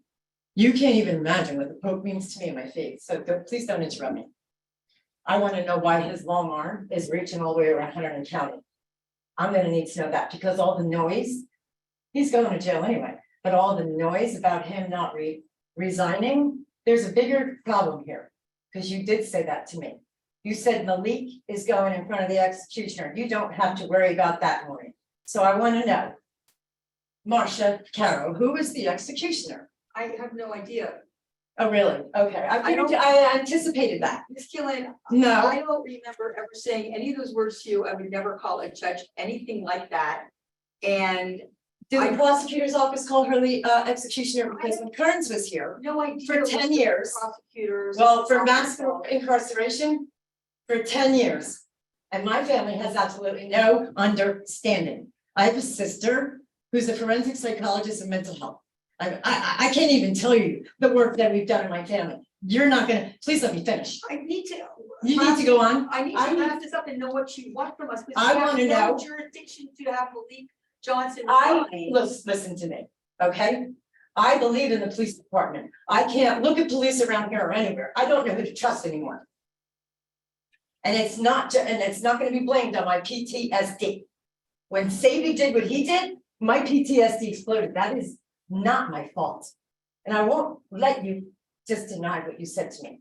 It took the breath out of me. And I sat down. Marcia, I said, you know, like this. And I started shaking. I couldn't believe you called her the executioner. I know you did, and I'm just gonna leave it there. Because you're lying to me, but you know what? I'm not afraid of liars. They always come to light. They always did. So hypothetically, even if I said that, what My do you point want is, from us? Then you made a phone call. He's got a big time lawyer, and I filed a civil lawsuit against drug court. By the way, I can't get legal aid, north, south, east, or west of New Jersey, not for any kind of anything. I went, all of them are shut down. When you go over to this Justice Department and you ask for legal aid or help, they give you a list of who you can call. I called everyone 3 times. I've written to senators. I can't even tell you how many, I have them all on my laptop. I can't even look at them because there's so many requests. But he gets a lawyer. I He's don't so- know what he's doing, nor does anybody on the council know what he's doing. There I've is- already had somebody call me to tell me that we're having our attorney represent him through council. Okay, listen. None of those things are true. Well, here's what's true. I'm on booth stamps and so is Malik. How does he have a high time lawyer? And I can't get legal aid. When I was on drug court and I was taking care of my father during the pandemic, the police came in there and pulled me out. My father was blind.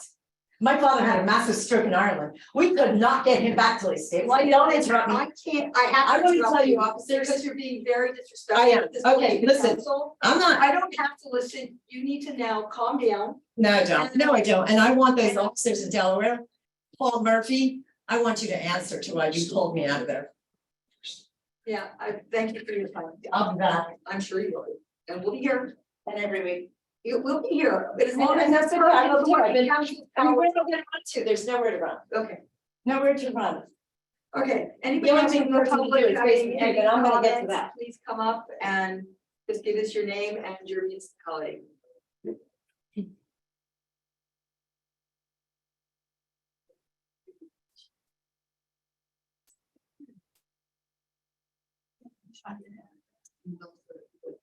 Anybody else from the public? Seeing none, There's no one online. there's nobody online, thank you. All right, seeing that. Okay, go ahead. I just wanted to, so one of the things, when I think Susan, I'm sorry, Caitlin Does department, Yeah, you don't have to do that yet. yeah, from Wilmington Borough. Real quick, I do think, Councilmember Parker, you misheard me when I said councilman, I said council member. So I think maybe that was part of the confusion in terms of, like, it's just, it's real little, we don't need. It wasn't Caitlin, let's not. No, like, Let's move on, let's just. Please. I'm not trying to make a thing of it. So just wanted to clarify that real quick in case that was a sticking point. So I wanted to understand the commitment level from the borough in order to participate in the Complete Streets project on Academy. Like what's, like you mentioned the commitments borough. So The- the borough received a fund Yes. for this, a grant. Yes. Grant/loan. Yes. Right, for 1.7, it's like 1.5 and there's another 195,000, so there's 2 pots of money. And, but in order, that money has not been encumbered by the borough, there's been no funding ordinance put in place. So the money is sitting there from the DOT and the borough is going to have to make a decision whether it's going to be able to accept it. But to bond for the $2 million will require 100,000 our capital fund, which has 93,000 in it. And it'll also require having some level of confidence by our CFO that it's not going to blow out our debt capacity right now, our debt capacity. So the is over. commitment level is 100,000, that was my question, was the commitment level from the borough in order to start that project is $100,000, is that what you just said? Well, we'd have to put a 5% down payment on as part of a funding ordinance. So we have to have the bond Yeah, capacity no, I of understand. $1.7 million. And we have a total capacity of under 16 million in this town, and we've currently borrowed about 12 million in this town. So we have that, we have, No, we I have- understand that, Right. my question was very specific, so, Sorry. okay, but yeah, no, that's fine. that's, yes. But we also have a $2 million earmark. Hopefully, we're gonna get that from the federal government, outright money, but we can't even take that unless we have debt. But you missed that in the beginning of the meeting, that No, I- we now have a $2 million earmark in both the congressional budget and the Senate budget. So I understand your argument, I understand all that, that's why I was. I understand your point, I understand what you're saying. Okay. That is all I'm saying. My question was very specific, trying to understand that argument and trying to understand what you're saying in regards to the specific commitment needed from the borough. Like, I understand the general context, so I wanted to understand specifically around Academy.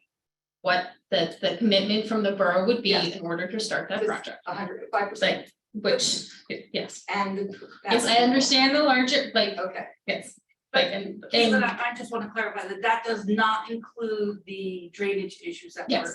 yes, no, that yeah, we're I got experiencing, all that. because that wasn't. Yes, I appreciate part the of that clarification, project, yeah, absolutely, absolutely, thank you. Okay. And the other thing, around the vendors, the discussion around, the vendor fee and everything. I know that this is, it is passed and that there potentially is, space for a resolution to amend the annual fee, all of that stuff. I think that sounds like the right way forward. In regards to getting some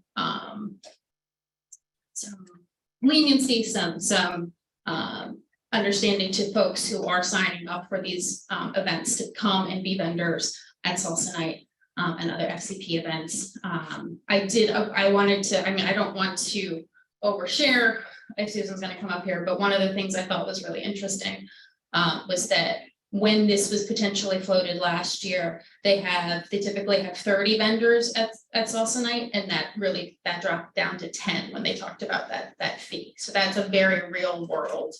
I think that a data point that I think was very interesting. And I'm sure you guys will talk about this more, but I just wanted to share that because I thought that was very meaningful and showed that this is having an impact on businesses and participation at these events. And then I know that the budget hearing is next week. A public hearing is next week, and I would just ask for some real justification around real line, around the proposed increase. Really understanding each line by line. Not necessarily line by line, because I realize it's a giant, a giant budget, but making the justification for the increase and really making that plain and clear to the public. I think that's incredibly important.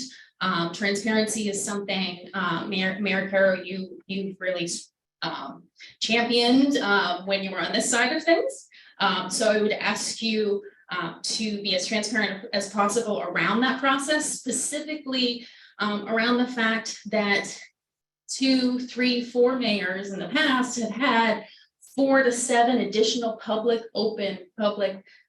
budget meetings in addition to our regularly scheduled meetings for council, so that everyone on council could understand all of the points, all of the lines together and ask questions and have meetings with the department's heads and things like that.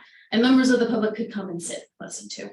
And I think that was a real disservice if that wasn't done. I know those meetings aren't perfect, but as someone who used to yell pretty frequently about transparency, that the fact that wasn't done, I think is a real disservice to the community.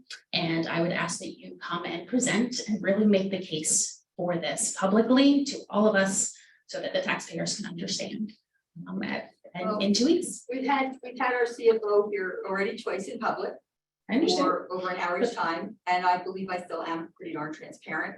And I'll stick my reputation on that, so I'm happy to do that. I mean, I find trying to take things down from the internet at not pretty transparent, and having fewer meetings open to the public are not, it's not transparent.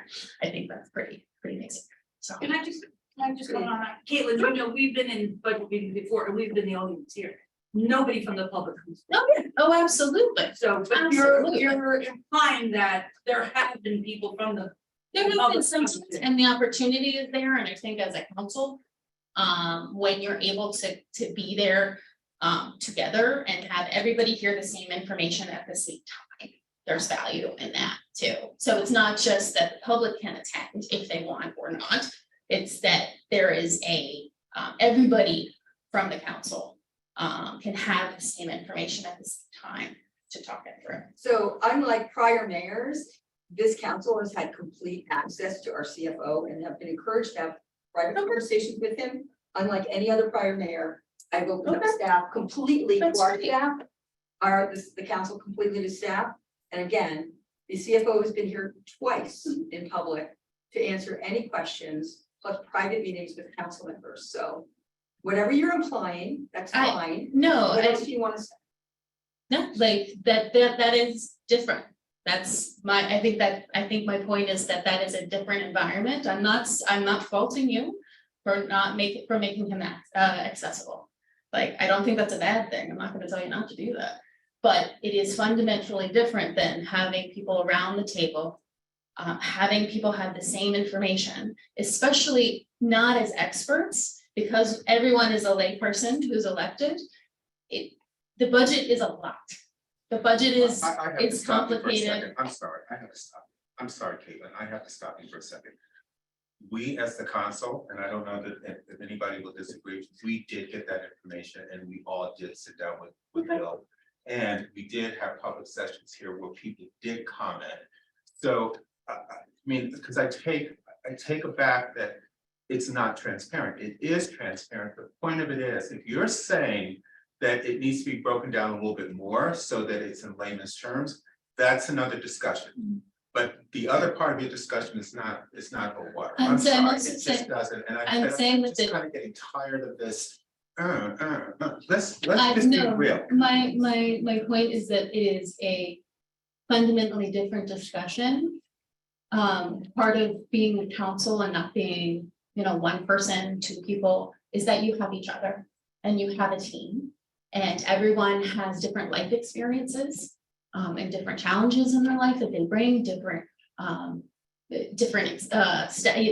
jobs, all of those things. And we benefit by having group conversations. The council benefits from other people's knowledge, and I can't download Susan's brain or Kim's brain and understand how they're coming at these things. And part of having a group meeting about the budget is that you can Who is so the much group? more Who is the group? efficiently. You keep saying group, who's, So as the I just want council, to try to understand. as the council, I'm talking about the council. The seven of you. You have not met at budget meetings as a council, correct? Am I missing that? Am I misrepresenting that? That is something prior to your joining the council, that is what we did. That is what we had at least four additional That was council meetings. before time. Before that. it And didn't happen. Mayor Griner did it as well. It didn't happen all those years. There was many years, budgets are I done understand. differently every year. I'm not gonna argue with you about this, Caitlin. It is over. I understand. We have. I'm making my point and trying to address the counterpoints that you all are making. That is all. Understand budgets because nobody has explained how public budgeting, I'm sorry, no one has explained to this council and truly tried to educate them on how debt service works, the capital budget works, and the operating budget works. I'm not saying that those So, things are so not it has up for been discussion. my 30 years of experience, including Okay. including writing the state's operating budget for the Treasury Department and the capital budget for the state of New Jersey. Okay. Okay, was to educate them, so when I'm no longer here, no mayor can pull the wool over their eyes and they'll understand how public budgets work. So you're So- putting, so you're like, okay.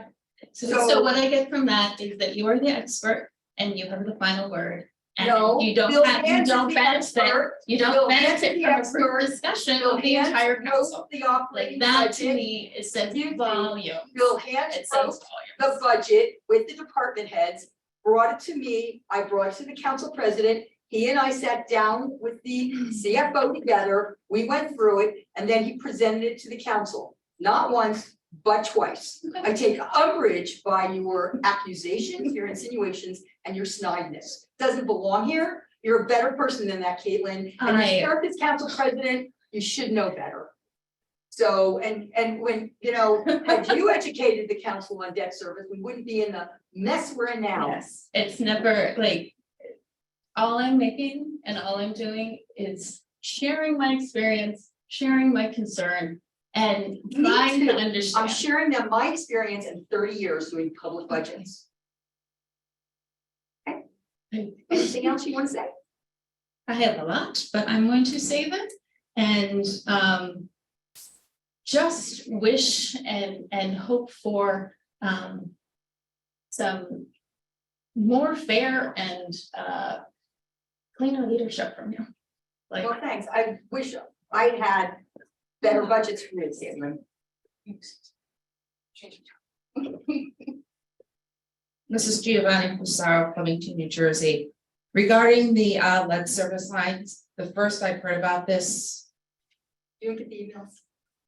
we absolutely, no, and the husband would get those emails and he is not going. he's I not- don't know if everybody, Terry, you still on? We did Did not, everybody get them? Yes, or Mayor. Areas. we did not send them to everybody. We sent them to targeted streets based Okay. on what the water department needs. Okay, So you may not. You Be may not be the targeted street. focus of this okay, go around with. just because I know my pipes are Are really, you, really you're old. Maple, right, or are you Broad? No, we're Maple Do you Avenue. know, Terry, where the Historic. streets are that were targeted? Do you have any idea? Oh, I don't know at this point, Mayor. I have to really sit down with staff and figure out who they've canvassed. So Elwood was targeted for sure, I Bloomfield know was Bloomfield targeted, was one. Oh, I don't remember. We just talked about it. Hodges, Pennsylvania Avenue targeted, you're targeted too. Okay, so it sounds like it might be Just an the, idea, the northeast of you, maybe. do a bill message on the utility bills. I heard it said and I thought it was cleaned over, but it's a cheap way. But the way that the bills are processed, they go out every month, even though we only receive them quarterly. So it's a third, a third. a third. Yeah. So it's way that the bills. are Just trying to broken find a down. cheap way to do it. Yeah, they, I believe Well, that the the one best- thing we're gonna start. The best one will be when the tax bill goes out, because that goes out to everybody, this time, but that won't. But be will that for a be the while. timeline? Yeah, So. we get in July, August, okay, just an We'll idea. utilize the newsletter. Well, I do agree with you. If we can find another way to do it, I think. I agree with you on that, because it's- The mister, okay, Yeah, he will okay. look at an email, does it make me money, does it make me happy? Nope, delete, because he's not even Well, gonna this open this it. survey, you just have to basically put in your street, and give you your account number for Yeah. your sewer bill, and then you just tell them, you just fill in the blank of which one you got, and you're done. But, That's on the borough website, correct? Is it? No, when we sent it up by mail, we didn't. send it is by- on the borough website. But I believe it's on the I borough think it's on the website. borough website, or if you get it by email, it's got a link, so it must be on. the But to borough your website. point, we probably should over communicate that. To your Yeah, point, it's to your impacted, point. That was discussed at the DPW meeting as Yeah. well. Yeah, no, I think Find we need better to, I keep saying that we just communicating need, methods. we just need to over communicate. So I agree with you, and I hope.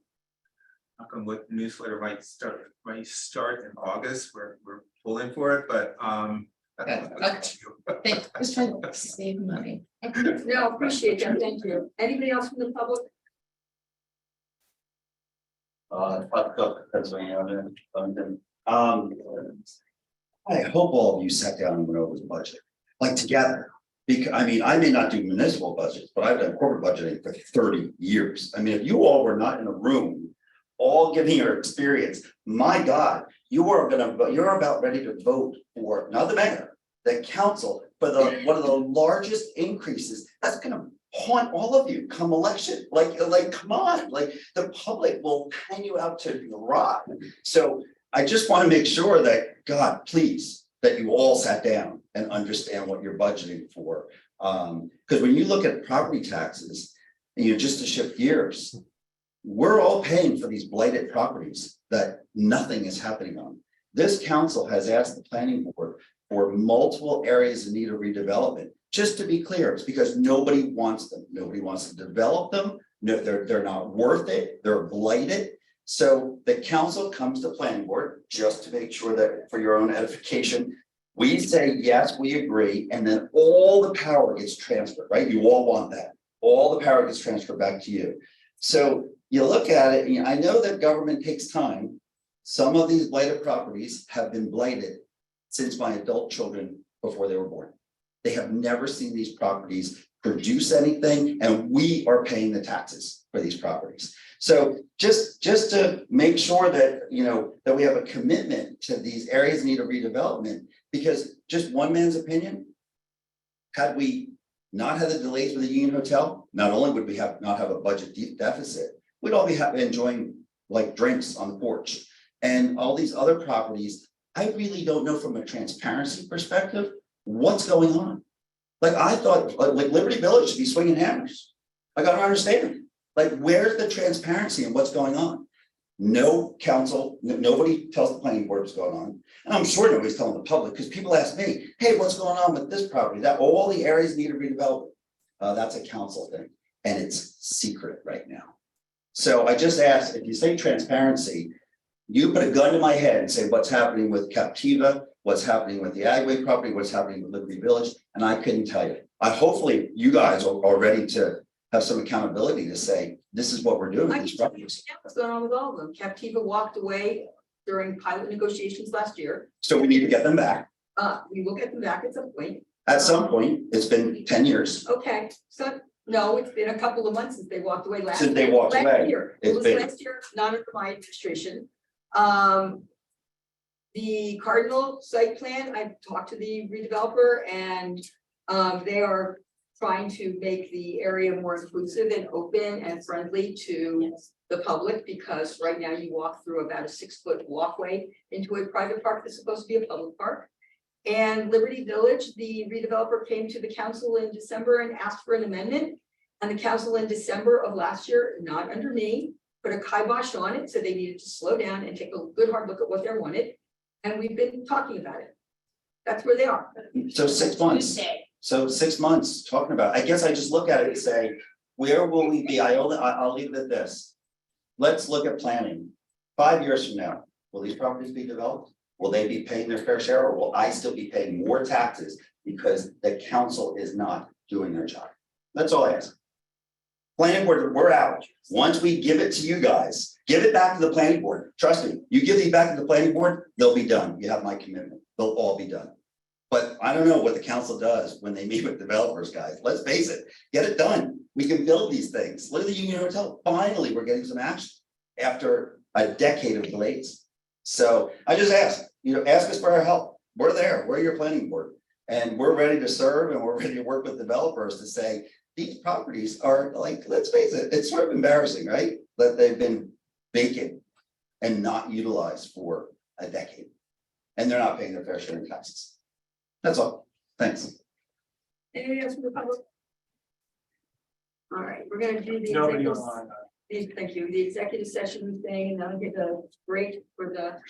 Pay bills? Oh, I'm sorry. Oh, sorry, page two. Thank you. I want my paycheck, so let's pay the bills. Can I have a motion to pay the bills So to move. in the amount of $970,935.26? Is there a second? Parker said. Roll call, please. Ms. Engelhardt? Yeah. Ms. Parker? Yes. Ms. Rosetti? Yes. Ms. Tilly? Yes. Okay.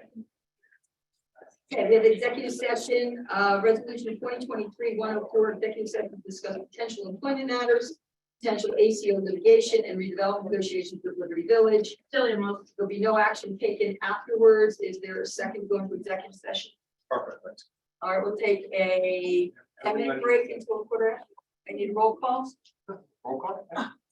Roll call. Ms. Engelhardt? Yes. Parker? Yes. Ms. Rosetti? Yes. Ms. Tilly? Yes. Okay, take a 10-minute break until a quarter after or sooner if you're all back in the room.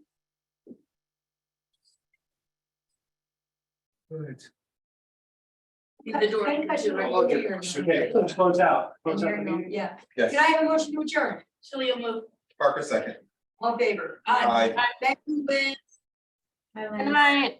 Good night. Yeah, and how did he?